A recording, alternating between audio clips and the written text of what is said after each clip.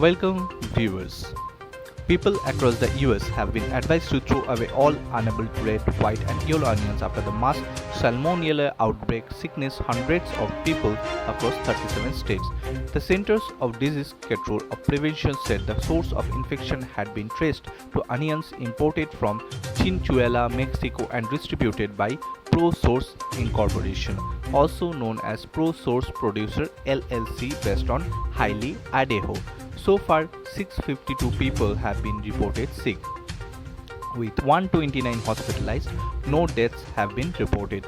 The CDC said the actual number of the people made ill was likely to be much higher, with most going unreported. Infections were recorded between May 31 and September 30th. Interview with sick people shows that 75% of the people ate the possibly raw onions dishes likely containing raw onions before they became sick.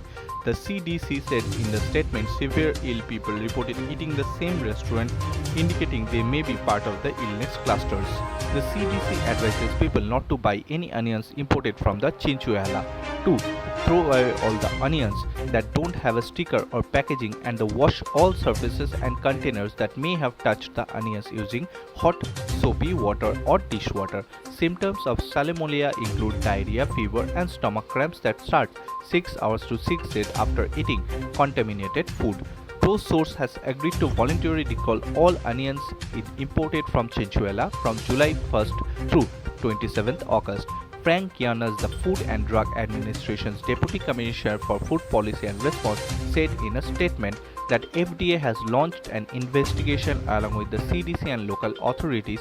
Yiannas said, "We are issuing this update early in the investigation as a part of our continued commitment to the transparency and early communication." Yiannas said, "We will provide updates as we learn more." Abdudas report, Fosak TV, USA.